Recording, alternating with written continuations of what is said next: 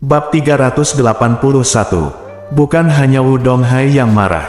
Wu Xin juga sangat marah. Pembicaraan silang antara Liu Guang dan Liu Ming hampir membuat seluruh keluarga Wu tersungkur, dengan panik menggosok dan mempermalukan mereka. Bahkan setelah penghinaan selesai, ayah dan anak itu pipis di depan mereka. Yang lebih tidak bisa diterima oleh mereka adalah pembicaraan silang ini diunggah ke Douyin dan dipublikasikan di seluruh internet. Karena keluarga Wu adalah keluarga terbesar di selatan Sungai Yangtze dan dianggap bergengsi di negara tersebut, perbincangan silang ini secara terang-terangan diejek, disindir, dan dihina, langsung meledak di kalangan netizen. Di satu sisi, netizen penasaran dengan asal-usul dua orang bertato di dahi ini, dan kenapa bisa begitu tangguh. Beraninya kamu menghina keluarga Wu seperti ini, bukankah ini mencari kematian? Di sisi lain, netizen juga suka menonton drama keluarga besar semacam ini, sehingga semua orang mulai memperhatikan video ini sehingga langsung mendapat banyak perhatian. Sekarang seluruh internet menyebarkan cross talk ini dengan gila-gilaan. Banyak orang yang meneruskannya, menyukainya, meninggalkan pesan, dan bahkan meneruskannya ke Weibo, Space, Moments, grup WeChat, dan grup Kiki. Ini sangat populer. Wu Donghai sangat marah hingga dia hampir terkena penyakit Parkinson. Dia segera mengeluarkan ponselnya dan menelepon juru bicara bawah tanah setempat di Suzhou dan Hangzhou. Begitu dia bangun, dia berkata, "Saya ingin nyawa Liu Guang dan Liu Ming dan putranya. Aku menginginkannya hari ini. Aku menginginkannya malam ini." Pihak lain bertanya dengan heran, "Tuan Wu, apakah ini karena video Douyin? Kenapa kamu berbicara begitu banyak omong kosong?" Ketika Wu Donghai mendengar bahwa dia juga menyebutkan video Douyin, dia tahu bahwa masalah ini telah menyebar sangat luas, dan berseru, "Temukan mereka berdua malam ini dan bunuh mereka berdua. Saya bolehkah aku memberimu 20 juta, tapi jika kamu tidak dapat ditemukan atau dibunuh, aku akan membunuhmu." "Baiklah Tuan Wu, saya akan membawa 10 mobil orang ke Jinling dalam semalam. Saya akan menemukan mereka berdua bagaimanapun caranya, bunuh mereka berdua, dan katakan ini untuk Tuan Wu." Tetapi Wu Donghai tidak tahu bahwa saat ini, keluarga Liu Guang sudah berkendara di jalan raya semalaman, menuju ke Yanjing. Setelah membuat rencana untuk membunuh Liu Guang dan putranya, Wu Donghai segera menelepon seorang teman. Begitu dia muncul, dia berkata kepada pihak lain, "Lao Su, apakah kamu melihat video itu di Douyin?" "Saya melihatnya." Pihak lain tidak bisa tidak bertanya, "Wu tua, siapa orang ini? Beraninya dia menghadapimu seperti ini?" Wu Donghai berkata dengan dingin, "Jangan khawatir. Saya telah mengirim orang untuk membunuh mereka. Saya menelepon Anda karena saya ingin meminta bantuan Anda." "Kamu bilang?" Wu Donghai berkata, "Saya akan membayar Anda 30 juta. Tolong bantu saya menghubungi perusahaan hubungan masyarakat dan operasi Douyin untuk membantu saya menghapus video ini. Yang terbaik adalah melarangnya dari seluruh jaringan untuk mencegahnya menyebar lagi." Saat ini, para bintang, selebritas, dan wirausahawan semuanya memiliki agensi humas krisis khusus. Begitu sesuatu yang negatif muncul di internet, segera keluarkan banyak uang untuk itu. Segala jenis pencarian dan berita hangat di internet dapat dihapus. Oleh karena itu, yang terpikirkan oleh Wu Donghai saat ini adalah segera mengeluarkan uang untuk menghapus semua video tersebut. Setelah dihapus, tidak akan ada penyebaran baru. Setelah beberapa saat, netizen dengan sendirinya akan melupakannya. Atau, ketika berita orang lain tersiar berikutnya, perhatian semua orang akan tertuju pada orang tersebut, dan kemudian Anda bisa merasa lega. Pihak lain berpikir sejenak dan berkata, "Wu tua, masalahmu ini terlalu berpengaruh. Jika kamu ingin menekannya sepenuhnya, 30 juta tidak akan cukup." Wu Donghai segera berkata, "Kalau begitu, beri saya harga. Berapa banyak yang bisa Anda berikan?" Pihak lain ragu-ragu sejenak dan kemudian berkata, "Baiklah, saya tidak akan mengatakan 100 juta, dan Anda tidak akan mengatakan 10.000. Jika Anda memberi saya 70 juta, saya berjanji akan menghapus video ini di Douyin secara permanen." "Oke," Wu Donghai berseru, "saya akan mengatur seseorang untuk mentransfer uang sekarang." Segera, Wu Donghai mengatur keuangannya sendiri dan segera mentransfer 70 juta yuan ke perusahaan lain. Saat Wu Donghai sedang menunggu helikopter, video di Douyin telah dihapus. Saat ini, Ye Chen sedang berada di dapur, memasak sambil menyaksikan jumlah penayangan dan suka di Douyin terus melonjak. Ponsel Liu Ming ada tepat di depannya, dan akun Douyin-nya akan meledak. Ye Chen sangat menyukai humor hitamnya dan merasa bahwa itu adalah cara yang sangat mematikan dan menyayat hati untuk menghukum keluarga Wu. Namun, ketika jumlah suka melebihi 10.000, Douyin-nya tiba-tiba bertanya, akun Anda telah diblokir secara permanen karena memposting video ilegal. Ye Chen tiba-tiba mengerutkan kening. Apa-apaan, larangan permanen. Dia segera mengeluarkan ponselnya dan mencari perbincangan antara Liu Guang dan putranya, dan menemukan bahwa seluruh Douyin telah dihapus. Dia segera menyadari bahwa Wu Donghai pasti menghabiskan uang untuk krisis hubungan masyarakat untuk menghapus postingan. Astaga, Ye Chen tidak menyangka Wu Donghai dapat menggunakan metode ini untuk mengekang penyebaran video tersebut, dan dia langsung kesal. Setelah memikirkannya, dia mengeluarkan ponselnya dan menelepon Tang Sihai yang berada jauh di Yanjing. Jika Chen Zeke hanyalah salah satu dari sekian banyak juru bicara keluarga Ye, maka Tang Sihai adalah satu-satunya kepala pelayan keluarga Ye. Dengan kata lain, di seluruh keluarga Ye, kecuali orang yang bernama Ye, dia adalah yang tertua. Ketika panggilan dilakukan, Tang Sihai segera berkata dengan hormat, "Halo Tuan Muda, Anda sudah lama tidak menelepon saya." Ye Chen bersenandung dan berkata, "Saya menelepon Anda karena saya ingin bantuan Anda dalam sesuatu." Tang Sihai buru-buru berkata, "Tuan Muda, Anda serius? Anda adalah Tuan Muda dari keluarga Ye, dan saya adalah pelayan keluarga Ye. Jika ada yang harus Anda lakukan, tanyakan saja kepada saya." Ye Chen berkata, "Saya ingin bertanya, berapa nilai Douyin sekarang?" Tang Sihai berpikir sejenak dan berkata, "Jika kita menghitungnya berdasarkan penilaian, itu agak salah. Penilaian yang diumumkan seharusnya sekitar 130 miliar yuan. Ye Chen bertanya lagi, "Bagaimana jika saya membelinya langsung?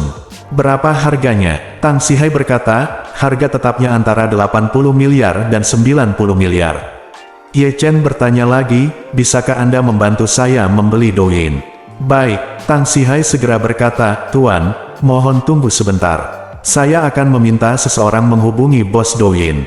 Saya yakin dia tidak akan menolak tawaran keluarga Ye." Ye Chen bersenandung dan berpikir bahwa selama Douyin membelinya, dia akan memasang cross-talk itu di beranda pengguna Douyin di seluruh negeri, sehingga ketika mereka membuka Douyin, mereka akan melihat cross-talk itu. "Bukankah Anda, keluarga Wu, ingin menghapus video saya? Saya akan membeli perusahaan video ini, dan saya akan lihat bagaimana Anda menghapusnya." Saat ini, Wu Donghai tidak tahu bahwa Ye Chen sudah mulai membeli Douyin. Dia memeriksa Douyin beberapa kali dan akhirnya menghela nafas lega setelah mengetahui bahwa perbincangan silang tidak ada. Namun, kemarahan hatinya terhadap Liu Guang dan Liu Ming tidak berkurang sama sekali. Selain itu, dia memikirkan detailnya dengan cermat. Dahi Liu Ming telah lama diukir dengan kata King Diao. Dia mengetahui hal ini, tetapi dahi Liu Guang belum pernah diukir sebelumnya. "Ketika saya melihatnya hari ini, dia masih baik-baik saja." Dengan kata lain, video ini seharusnya diambil setelah Zhang Zizu dikalahkan dan dilumpuhkan oleh Ye Chen. Apalagi dalam video tersebut, ayah dan anak tersebut lebih banyak tertawa daripada menangis. Pasti ada yang memaksa mereka untuk merekam perbincangan silang ini. Karena itu, siapa yang memaksa mereka? Tampaknya hanya ada satu kemungkinan, dan itu adalah Ye Chen.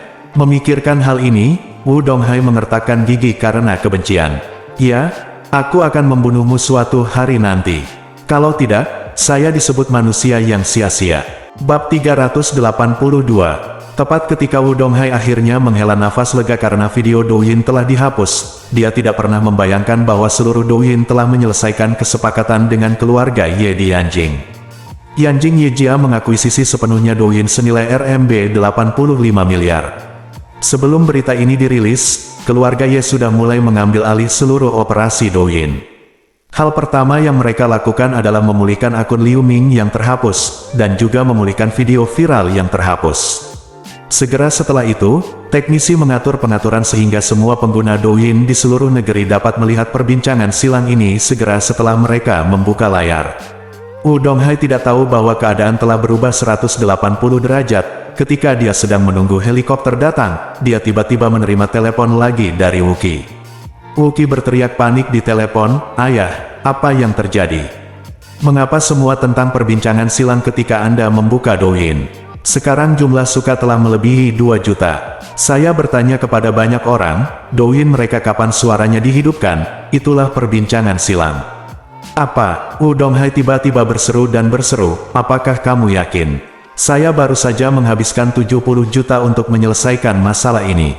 Tidak ada alasan untuk masalah ini muncul lagi. Uki berkata dengan tegas, tentu saja saya yakin, saya juga telah melihatnya sendiri. Buka saja Douyin dan itu akan menjadi bagian itu. Saya juga bertanya kepada beberapa pelayan dan Douyin mereka semuanya seperti ini. Ayah, apa yang harus saya lakukan sekarang? Donghai berkata dengan wajah gelap, coba saya lihat apa yang terjadi. Setelah mengatakan itu, dia segera menutup telepon dan meminta Wu Xin menyalakan Douyin. Sungguh, segera setelah Douyin diaktifkan, secara default itu akan menjadi pembicaraan silang Liu Guang dan Liu Ming. Dia sangat marah sehingga dia segera menelepon petugas humas krisis dan berseru, Su tua, apakah kamu bercanda? Mengapa videonya dirilis lagi? Dan secara default, semua pengguna akan melihatnya. Pihak lain berkata dengan sangat malu, oh, Wu tua, saya baru saja menerima beritanya. Anda tidak dapat menyalahkan saya untuk ini. Alasan utamanya adalah keluarga Yan Jingye baru saja membeli Douyin seharga 800 juta tunai, dan yang lainnya pihak menjualnya langsung tanpa ragu-ragu. Sudah, apa katamu? Donghai menjadi gila dan berseru, apakah keluarga Ye membeli seluruh Douyin? Benar, Lao Su berkata dengan canggung, mengenai apa yang terjadi barusan, saya menghubungi bos Douyin secara langsung dan mengutip harga pembelian tunai. Pihak lain setuju tanpa ragu-ragu. Seperti yang Anda ketahui, baru-baru ini, perekonomian dunia tidak terlalu bagus, dan pemilik bisnis berpikir untuk menjual dan menguangkannya. Melihat harga yang begitu tinggi, dan langsung melunasinya sekaligus, tidak ada perlawanan sama sekali. Setelah mengatakan itu, pihak lain buru-buru berkata, Wu tua, jangan marah. Saya akan menjaga 70 juta itu tetap utuh dan meminta Departemen Keuangan untuk segera menelepon Anda kembali. Saya benar-benar minta maaf atas apa yang terjadi kali ini. Tidak ada yang bisa aku lakukan untukmu, saudaraku. Donghai terkejut. Untuk apa keluarga Ye melakukan ini? Kenapa keluarga sebesar ini terjebak dengan karakter kecil sepertiku? Saya tidak terlalu menyinggung keluarga Ye. Tidak lebih dari anjingku sendiri yang melukai pelayan keluarga Ye di Shangri-La. Apakah perlu membalas dendam gila-gilaan pada diriku sendiri? Untuk membodohi dirinya sendiri, dia bahkan membeli Douyin secara langsung. Saat ini, Donghai masih tidak mau percaya bahwa menantu Ye Chen yang datang ke rumah dengan membawa benang gantung ada hubungannya dengan keluarga Ye di Yanjing. Dalam benaknya, dia, secara naluriah merasa bahwa ini adalah dua hal yang sangat berbeda. Salah satunya adalah dia menyinggung Ye Chen, yang melukai anak buahnya dan merekam pertikaian Liu Guang dan Liu Ming. Salah satunya adalah salah satu pelayannya menyinggung keluarga Ye, dan anak-anak pelindung keluarga Ye, mulai dari Chen Zekai dan kemudian keluarga Ye di Yanjing, mulai mendapat masalah dengannya. Pasti kebetulan kedua hal ini bertabrakan dengan Douyin. Seharusnya keluarga Ye melihat video ini dan ingin menggunakan video ini untuk mempermalukan keluarga Wu. Namun, mereka menemukan bahwa Departemen Hubungan Masyarakat Krisis telah menghapus video tersebut, jadi mereka langsung membeli Douyin. Uang tunai 800 juta bisa diambil kapan saja, ini memang keluarga kelas atas. Meski aset keluarga Wu sekitar 200 miliar, namun proporsi uang tunai sebenarnya tidak sebanyak itu, paling banyak kurang dari 10 miliar. Sebuah keluarga itu seperti sebuah keluarga, jika sebuah keluarga mempunyai harta 2 juta, bukan berarti mereka mempunyai uang tunai 2 juta. Rumah mungkin bernilai 1,3 juta, mobil mungkin bernilai 200 ribu, dan lain-lain. 200 ribu yuan, dan pada akhirnya masih ada uang tunai lebih dari 200 ribu yuan. Dengan banyaknya aset dan uang tunai yang ditambahkan, hanya ada 2 juta. Oleh karena itu, kekayaan bersih keluarga Wu sebesar 200 miliar sebenarnya tidak banyak dalam bentuk uang tunai. Jika diminta membeli Douyin dengan harga 800 juta, mereka harus menjual hampir separuh asetnya. Namun, keluarga Ye berbeda. Tidak ada yang tahu berapa banyak aset dan uang tunai yang dimiliki keluarga Ye. Singkatnya, kemewahan mereka dalam membeli sesuatu sungguh menakutkan. Grup Dihao yang bernilai 100 miliar dolar dapat membelinya kapanpun mereka mau. Grup Douyin yang bernilai 800 miliar dolar dapat menerimanya kapanpun mereka mau. Donghai ketakutan. Keluarga Ye rela mengeluarkan uang untuk berurusan dengan keluarga Wu. Mungkinkah mereka akan bertarung sampai mati dengan keluarga Wu? Jika itu masalahnya, bukankah keluarga Wu akan dibiarkan sendiri? Saat dia panik, terdengar suara gemuruh di langit dari jauh ke dekat. Helikopter yang diatur oleh Tuan Wu telah tiba. Ini adalah helikopter sipil tugas berat dengan badan pesawat besar yang dapat menampung setidaknya 10 orang. Kali ini, Wu Donghai dan putranya tidak hanya akan dibawa pergi, tetapi limbah Zhang Zizu juga akan dibawa pergi. Wu Donghai melihat helikopter itu melayang di atas kepalanya dan perlahan turun, dan kepanikannya sedikit mereda. Tidak ada yang lebih penting baginya saat ini selain pulang ke rumah. Untuk hal-hal besar, Anda bisa menunggu sampai tiba di rumah lalu mendiskusikan solusinya secara perlahan. Pada saat ini, Chen Zekai tiba-tiba keluar dari Hotel Shangri-La. Di belakangnya ada lusinan pengawal berbaju hitam, dengan ekspresi mematikan di wajah mereka. Ketika Wu Donghai melihat pemandangan ini, dia ketakutan dan gemetar beberapa saat. Dia awalnya berpikir bahwa keluarga Ye mungkin tidak benar-benar ingin putus dengan keluarga Wu, mungkin Chen Zekai yang membuat keputusannya sendiri. Namun, berita bahwa keluarga Ye langsung membeli Douyin membuatnya langsung menyadari bahwa ini bukanlah keputusan independen Chen Zekai, tetapi seluruh keluarga Ye yang mengincar keluarga Wu. Itu sebabnya dia begitu bingung sehingga dia buru-buru berjalan terlatih-tatih untuk menemuinya, mengangguk dan membungkuk dan berkata, "Tuan Chen, kami berangkat sekarang. Kami tidak akan menunda Anda terlalu lama. Mohon maafkan saya. Juga, tolong bicara ke keluarga Ye lebih sering. Ucapkan beberapa kata manis, tapi semua kesalahan adalah kesalahan keluarga Wu. Keluarga Wu pasti akan pergi ke Yanjing untuk meminta maaf dalam beberapa hari. Saya juga meminta keluarga Ye untuk meminta lebih banyak, dan jangan menjadi seperti keluarga Diaoxi seperti kami." Wu Donghai sangat ketakutan. Untuk mempermalukan keluarga Wu dengan sebuah video, keluarga Ye bisa membeli Douyin seharga 800 juta. Jika keluarga Ye benar-benar ingin membunuh keluarga Wu, entah kekuatan mengerikan apa yang akan mereka gunakan. Saat ini, Chen Zekai memandang Wu Donghai dengan dingin dan berkata dengan nada meremehkan, "Apakah kamu layak pergi ke rumah Ye untuk meminta maaf? Kamu bahkan tidak memikirkan siapa dirimu." Wajah Wu Donghai tiba-tiba memerah karena malu. "Ya, saya tidak cukup layak untuk mengunjungi keluarga Ye." Pada saat ini, saya mendengar Chen Zekai berteriak dengan suara dingin, "Biarkan helikopter Anda menjauh dari saya dan jangan jatuh di wilayah Shangri-La saya. Jika tidak, saya akan membongkar helikopter Anda dan kemudian membunuh Anda dan putra Anda. Kakiku yang lain juga patah. Biarkan aku merangkak keluar dari Jinling." Bab 383. Wu Donghai hampir pingsan. Helikopter itu sekarang berada di atas. Selama helikopter itu turun dan orang-orang di dalamnya mengangkat ayah, anak laki-laki, dan anjing yang mati itu, helikopter itu akan lepas landas paling lama dalam 10 menit, dan dia dapat membawa pulang putranya. Namun, Chen Zekai bahkan tidak mau memberikan kenyamanan ini pada dirinya sendiri. Dia tidak bisa menahan diri untuk tidak memohon, "Tuan Chen, Anda lihat ayah dan anak kami sudah cukup menderita. Jadi tolong tunjukkan dukungan Anda dan izinkan kami naik pesawat kembali ke Suzhou dan Hangzhou. Kebaikan besar Anda tidak akan pernah dilupakan oleh Wu." Chen Zekai mendengus dingin, "Kamu ingin dekat denganku. Kamu bahkan tidak buang air kecil dan memotret dirimu sendiri.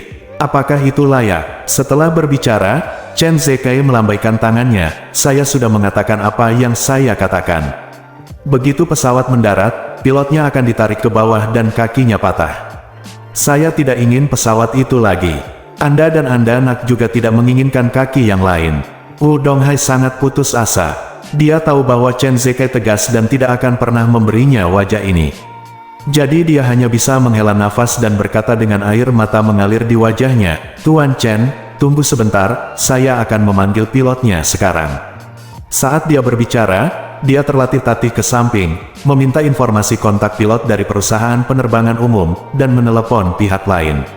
Pilot menerima teleponnya dan buru-buru berkata, "Halo, Tuan Wu, saya bersiap untuk mendarat. Mohon tunggu sebentar." Wu Donghai buru-buru berkata, "Jangan mendarat. Shangri-La tidak akan membiarkan pesawat mendarat di sini." Setelah mengatakan itu, dia segera bertanya, "Apakah ada tempat untuk mendarat di dekat sini?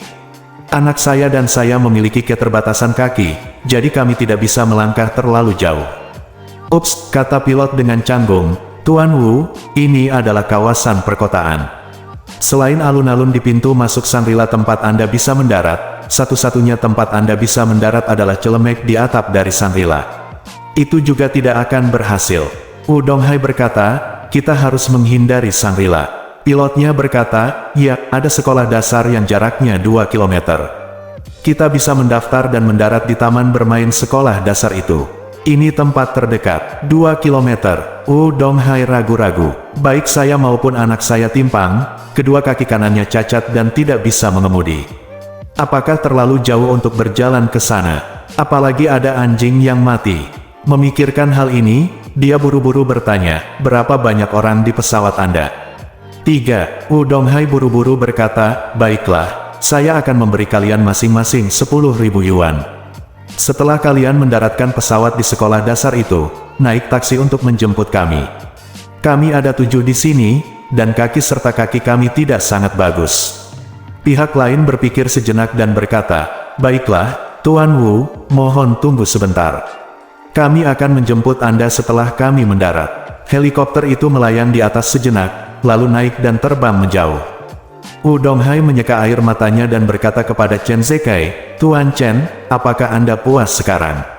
Chen Zekai memandangnya dengan jijik, bawa putramu dan keluar dari sini, jangan muncul di hadapanku seperti lalat lagi. Setelah mengatakan itu, Chen Zekai berbalik dan pergi. Wu Donghai berjongkok di tempat, menutupi wajahnya dan menangis tanpa suara. Martabat seumur hidup telah diinjak-injak hari ini. Apa gunanya hidup seperti ini? Kuncinya adalah, bagaimana saya bisa mengalahkan keluarga Ye. Sekalipun kebencian ini sedalam lautan hari ini, aku tidak punya cara untuk membalasnya, aku bahkan tidak bisa memikirkannya. Apakah ada yang lebih menyakitkan dari ini? Ngomong-ngomong, masih ada lagi. Di Douyin, perbincangan antara keluarga Liu dan putranya masih menyebar dengan liar, jumlah suka kini telah mencapai lebih dari 3 juta, dan hampir populer di seluruh internet. 10 menit kemudian, 2 pilot helikopter dan seorang mekanik tiba dengan taksi. Wu Donghai akhirnya melihat penyelamat hidupnya. Ketiga orang itu mula-mula membawa dia dan putranya Wu Xin ke dalam mobil, lalu anjing yang mati itu. Sopir membawa mereka ke taman bermain sekolah dasar tempat helikopter diparkir. Ketiga orang itu berjuang untuk memasukkan ke-7 orang itu ke dalam pesawat. Setelah itu, pesawat lepas landas dalam kegelapan dan bergegas ke Suzhou dan Hangzhou. Ketika ayah dan anak keluarga Wu datang ke Jinling, mereka datang dengan pesawat pribadi, mereka sangat menonjol dan sombong. Namun siapa sangka ketika mereka berdua pergi, tangan dan kaki mereka akan patah dan menanggung segala hinaan, seperti anjing tersesat. Di kabin pesawat, ayah dan anak Wu Donghai dan Wu Xin berpelukan dan menangis sambil melihat pemandangan malam Jinling yang ramai. Tidak ada yang menyangka perjalanan ke Jinling ini akan berakhir dengan situasi yang menyedihkan. Ayah dan anak itu menangis lama sekali dan akhirnya menenangkan emosi mereka. Wu Xin menutupi tangannya yang terputus dan berkata dengan marah, ayah, saya tidak mengerti. Ye Chen yang tidak berguna itu hanyalah menantu laki-laki, dari keluarga kecil, kenapa kamu begitu kuat? Zhang Zizu bukan tandingannya. Saat dia berbicara, dia berkata dengan marah, saya tidak tahu mengapa, saya selalu merasa bahwa keluarga Ye mengincar kami, bukan karena Zhang Zizu yang kala ini melukai orang-orang di Shangri-La, tetapi karena keluarga Ye membantu Ye Chen. Sama, wajah Wu Donghai pucat dan dia berkata, kamu terlalu banyak berpikir. Ye Chen hanyalah menantu yang datang ke rumah dengan sutra gantung. Dia secara pribadi sedikit lebih kuat. Dia mungkin telah berlatih dengan seorang ahli sebelumnya, tapi dia jelas tidak ada hubungannya dengan keluarga Ye. Petik 2, Wu Xin berkata, lalu mengapa keluarga Ye membantunya? Dan nama keluarga mereka adalah Ye, mungkinkah mereka saudara jauh atau semacamnya? Wu Donghai menggelengkan kepalanya dan berkata, lihat seberapa baik keluarga Ye melindungi anak-anak mereka. Bahkan penjaga keamanan dan manajer lobi tidak mengizinkan siapapun menindas mereka, dan bahkan berselisih dengan keluarga Wu kita karena ini. Jika Ye Chen adalah benar-benar anggota keluarga Ye, seorang kerabat jauh, bagaimana mungkin keluarga Ye hanya duduk santai dan melihatnya menjadi menantu mereka di Jinling? Segera, Wu Donghai berkata lagi, saya mendengar bahwa Ye Chen ini sangat diintimidasi oleh keluarga istrinya. Kuncinya adalah keluarga istrinya, bahkan bukan keluarga kelas 3. Jika dia benar-benar kerabat jauh dari keluarga Y pasti sudah lama sekali. Jadi saya mengambil tindakan untuk memperlakukan istri dan keluarganya agar patuh. Berbicara tentang ini, Wu Donghai merasa sangat menyesal dan berkata, jika saya tahu bahwa Ye Chen memiliki kekuatan pribadi yang begitu kuat, saya akan langsung mengerahkan lebih dari 10 atau 20 master untuk membunuhnya sekaligus. Hanya dengan cara ini kita dapat selesaikanlah untuk selamanya. Tidak, nanti akan ada banyak masalah. Begitu Ye Chen disebutkan, Wu Xin dipenuhi dengan kebencian dan buru-buru bertanya, ayah, bagaimana kita harus menghadapi Ye Chen selanjutnya? Segala sesuatu hari ini terjadi karena Ye Chen. Jika dia tidak melumpuhkan Zhang Zizu tidak ada gunanya, mereka tidak bisa menyinggung perasaan Chen Zekai, dan keluarga Ye tidak bisa menyinggung perasaan kita. Kita benar-benar tidak bisa menghindarinya. Wu Donghai berkata dengan dingin. Situasi saat ini sudah sangat tidak menguntungkan bagi kami. Bukanlah tindakan bijaksana untuk menangani Ye Chen sekarang. Saat kami kembali ke Suzhou dan Hangzhou, kami harus tetap bersikap rendah hati untuk sementara waktu dan menunggu ini badai akan berlalu sebelum kita dapat membuat rencana jangka panjang. Wu Xin terkejut dan berseru, ayah, Ye Chen membuat keluarga Wu kita kehilangan muka di depan orang-orang di seluruh negeri. Apakah ini akhir dari semuanya? Wu Donghai berkata dengan wajah dingin, bagaimana kita bisa melupakannya? Siapapun yang berani menyinggung keluarga Wu kita harus membayar harganya dengan nyawanya. Saya harus membiarkan balas dendam Ye Chen karena mematahkan tangannya dan menghina martabat keluarga Wu. Saya selesai. Dia membayar dengan darah, biarkan dia mati tanpa tempat pemakaman. Bab 384. Sebelum Ye Chen memasak, Tang Sihai menelepon untuk memberitahunya bahwa Douyin telah membelinya.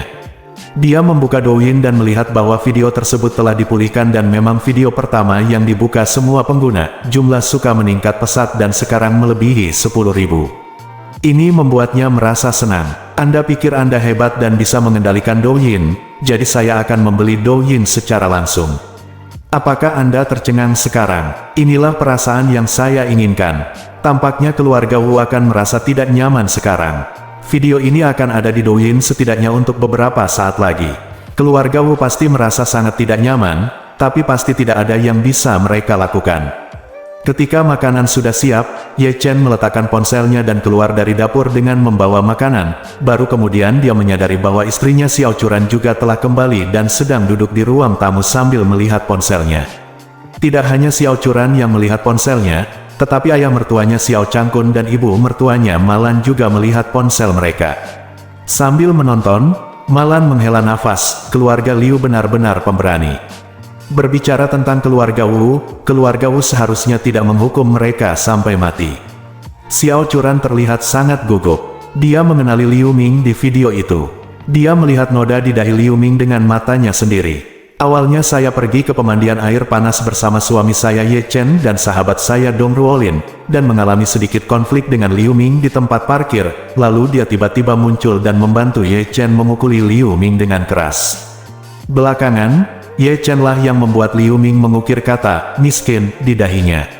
Kini, dalam video tersebut, ayah Liu Ming memiliki ukiran ayah yang malang di keningnya. Dia langsung teringat pada Ye Chen dan merasa bahwa masalah ini berhubungan langsung dengan Ye Chen. Jadi, ketika dia melihat Ye Chen keluar dari dapur membawa makanan, dia buru-buru menghampirinya dan bertanya dengan suara rendah, Ye Chen, katakan sejujurnya, apakah kamu pernah berkonflik dengan Liu Ming dan ayahnya lagi? Tidak, Ye Chen berbohong, aku belum pernah melihat mereka sama sekali. Benarkah? Xiao Churan mengerutkan kening, teringat pagi ini, dia melihat Ye Chen masuk ke Rolls Royce Song Wanting di dapur, dan dia merasa sedikit cemburu. Jadi, dia bertanya dengan suara rendah, kalau begitu izinkan saya bertanya, ketika Anda keluar pagi ini, mengapa wanita tertua dari keluarga Song datang menjemput Anda? Ye Chen tertegun sejenak, lalu berkata dengan serius, dia datang menjemputku karena kakeknya mengundangku menghadiri pesta ulang tahunnya hari ini. Benarkah? Xiao Churan tidak begitu mempercayainya. Ye Chen buru-buru berkata, mengapa aku berbohong padamu? Bukankah aku sudah memberitahumu bahwa seorang teman sedang merayakan ulang tahunnya? Dia adalah lelaki tua dari keluarga Song. Xiao Churan merasa jijik, dan bertanya dengan suara bergumam, mengapa Song Wanting begitu baik padamu? Dia bahkan pergi ke pintu rumahnya untuk menjemputmu. Aku melihat dia membukakan pintu untukmu dan sangat hormat. Apakah dia menyukaimu? Hah? Hei, Ye Chen tertawa terbahak-bahak dan berkata, sayang, siapa suamimu? Dia pria yang bahkan tidak punya pekerjaan. Dia mengandalkan menunjukkan Feng Shui kepada orang lain atau semacamnya. Dia curang. Ada hanya sedikit orang, tapi sepertinya wanita tertua dari keluarga Song tidak akan menyukainya, kan?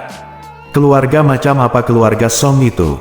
Keluarga pertama di Jinling. Coba pikirkan, bagaimana orang bisa menyukaiku? Terlebih lagi, aku orang yang sudah menikah. Siapa di Jinling yang tidak tahu bahwa saya adalah Raja Nasi Lunak? Xiao Churan buru-buru berkata, jangan terlalu meremehkan dirimu sendiri. Ye Chen tersenyum dan berkata, saya tidak meremehkan diri sendiri. Bukankah ini semua benar? Banyak orang, ketika mereka bertemu dengan saya, memperlakukan saya seperti sampah, pecundang, pekerja lepas, dan menantu laki-laki. Faktanya, selama beberapa tahun terakhir, saya sudah lama terbiasa dengan hal itu. Sudah, Xiao Churan berkata dengan serius, tidak peduli apapun, kamu adalah suamiku. Kamu bukan sampah atau pekerja lepas. Ye Chen mengangguk dan berkata, istriku masih tahu bagaimana menghargaiku. Menurutku orang yang paling menghargaiku di Jinling adalah kamu. Setelah mengatakan itu, Ye Chen menambahkan, jadi, bagaimana mungkin wanita tertua dari keluarga Song menyukai saya? Xiao Churan tidak bisa menahan diri untuk tidak berkata, tapi menurutku dia sangat menghormatimu. Dia bahkan berinisiatif untuk keluar dari mobil dan membukakan pintu untukmu. Ye Chen bersenandung dan berkata, dia menghormati saya karena kakeknya percaya pada saya.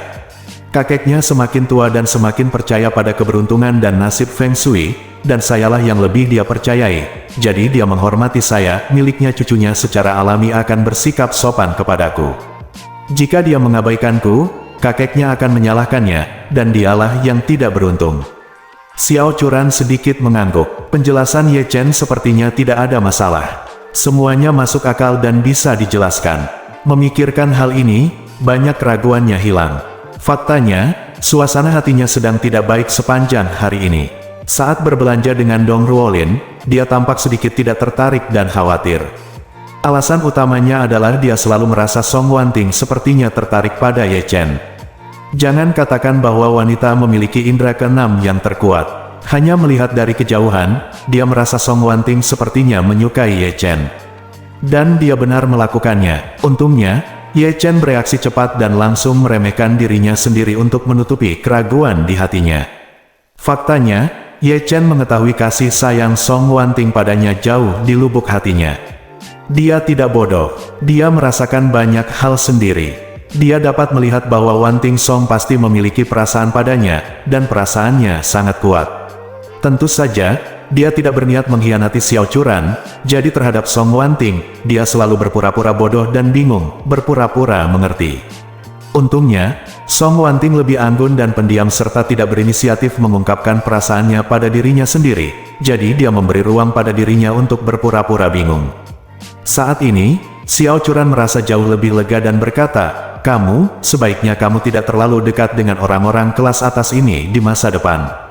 Ketika mereka percaya padamu, mereka akan mendukungmu, dan ketika mereka tidak percaya padamu, mereka akan mendukungmu, percaya padamu, mereka akan menjatuhkanmu. Jika mereka benar-benar ingin menjatuhkanmu, kamu mungkin akan menderita kerugian besar. Ye Chen buru-buru mengangguk dan berkata dengan serius, sayang, jangan khawatir, aku akan berusaha sebaik mungkin untuk menjaga jarak dari mereka di masa depan. Xiao Churan merasa sedikit lega saat melihat sikap tulusnya. Pada saat ini, ibu mertua Malan datang dengan ponselnya dan dengan tidak sabar bergumam kepada Ye Chen, apakah kamu masih bisa makan? Kamu kehabisan setiap hari tanpa alasan, dan semua belanja dan memasak tertunda.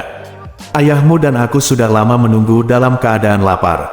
Ye Chen buru-buru berkata, Bu, ada yang harus kulakukan hari ini, tapi jangan khawatir, aku pasti tidak akan menunda membeli bahan makanan dan memasak di masa depan. Kamu sebaiknya mengingat apa yang kamu katakan. Malan mendengus, dengan ekspresi tidak senang di wajahnya. Faktanya, dia selalu kesal karena Ye Chen meminta Helian menyumbangkan semua uangnya terakhir kali. Ada 2 juta uangnya di dalamnya. Tapi sekarang sudah terbuang sia-sia. Dia tidak punya uang sekarang dan tidak bisa keluar bermain dengan kakak perempuannya. Dia hanya bisa tinggal di rumah sendirian dan merajuk setiap hari. Jadi dia semakin tidak menyukai Ye Chen. Saat ini, Xiao Changkun datang dan tiba-tiba bertanya, ngomong-ngomong, Ye Chen, kapan villa kelas 1 Thomson kita akan direnovasi? Bab 385. Saat Xiao Changkun bertanya tentang villa itu, dia sebenarnya ingin membantu Ye Chen keluar dari masalah. Dia tahu seperti apa temperamen istrinya, dan dia baru saja meminum obat senjata, jadi Xiao Changkun takut dia akan menangkap Ye Chen dan terus menyindir dan menyindirnya. Di mata Xiao Changkun, menantu laki-lakinya telah menyelamatkan nyawa berkali-kali, jadi dia sekarang memperlakukan Ye Chen sebagai menantu yang serius. Selain itu, seperti kata pepatah, menantu laki-laki bernilai setengah anak laki-laki, sehingga ketika melihat Ye Chen dimarahi, dia malah merasa kasihan pada menantunya. Namun, ketika dia bertanya tentang villa itu, perhatian Malan langsung tertarik. Dia memandang Ye Chen dan berseru, "Ya, kapan villa itu akan direnovasi dan dipindahkan?"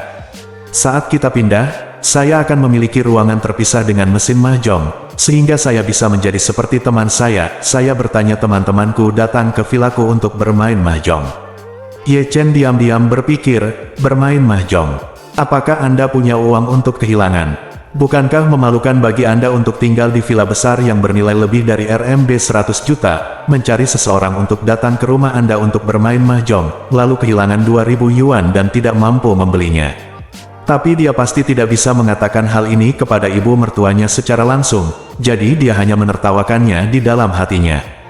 Memikirkan hal ini, Ye Chen tidak repot-repot berbicara dengan ibu mertuanya, dan berkata dengan tenang, "Saya bertemu Wang Zenggang hari ini.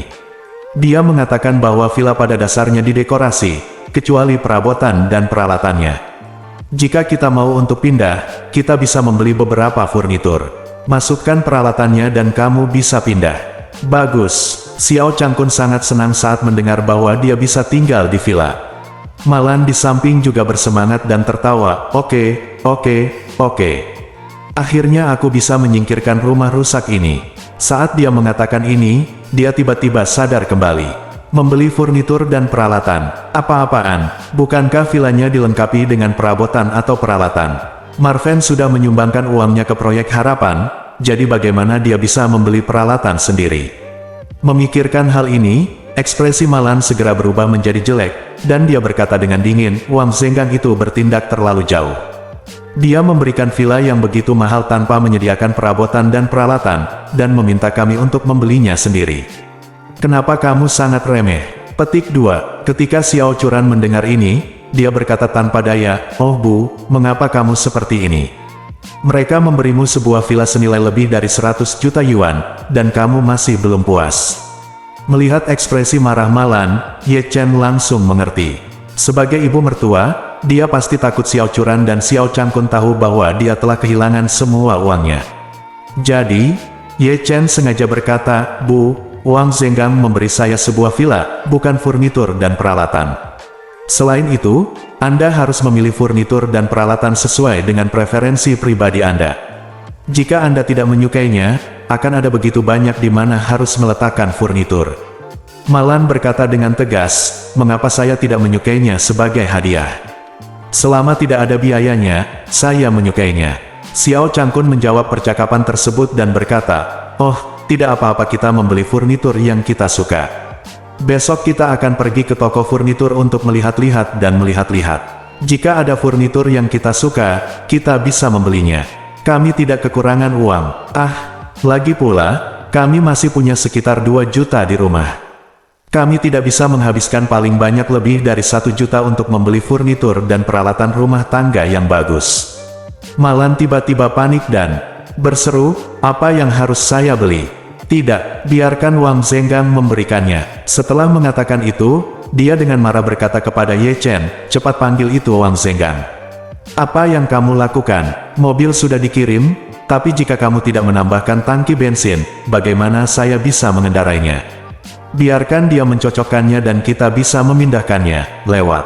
Ye Chen dengan sengaja berkata, "Bu, ini tidak bisa dilakukan. Tuan Wang sedikit menyesal sekarang dan merasa bahwa dia seharusnya tidak memberi saya villa yang begitu mahal.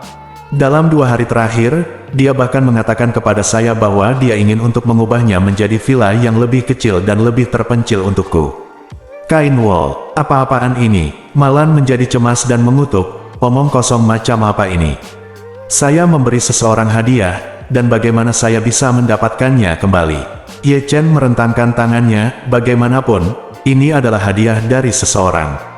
Bahkan jika mereka menyesalinya dan tidak ingin memberikannya, apa yang bisa kita lakukan? Kita tidak bisa membandingkannya dengan keluarga Wang. Malan berkata dengan marah, bagaimana ini bisa terjadi? Memberi villa tanpa perabotan itu seperti bajingan.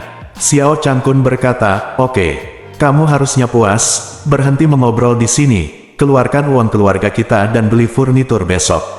Setelah membeli furnitur, cari perusahaan pindahan untuk pindah minggu depan. Malan tiba-tiba panik dan berkata, tidak, kita tidak bisa memindahkan perabotan kecuali kita menyetujuinya. Apa yang kamu bicarakan? Xiao Changkun mengerutkan kening dan bertanya, kami membeli furnitur untuk digunakan sendiri.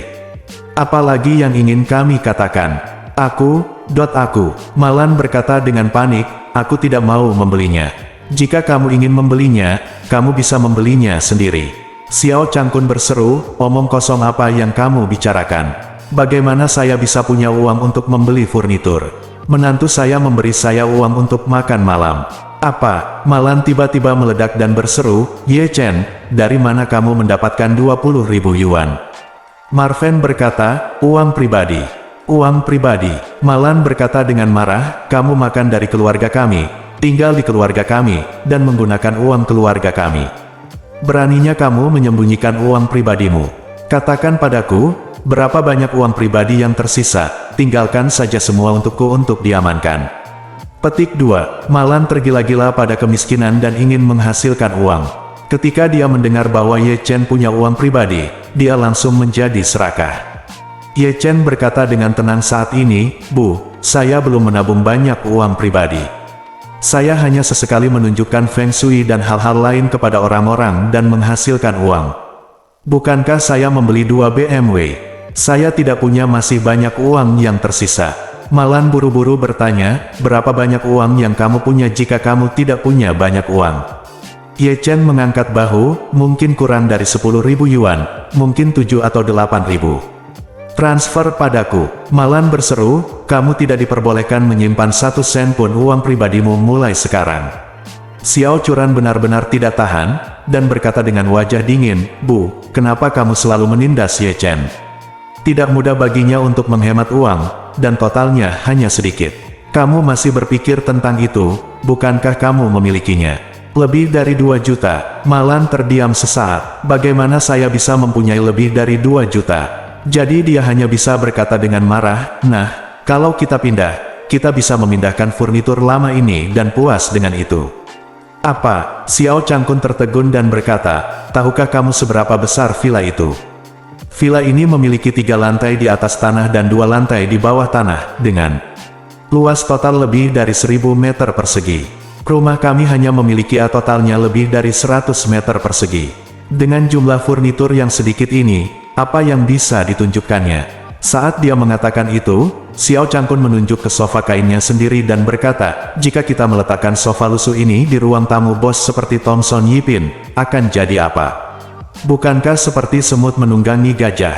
Petik 2. Malan merasa sangat bersalah dan berkata dengan arogan, apa yang kamu tahu? Kamu bisa menghemat uang dengan cara ini. Kalau tidak, hanya membeli beberapa perabot dan peralatan di villa itu akan menghabiskan biaya lebih dari 1 juta.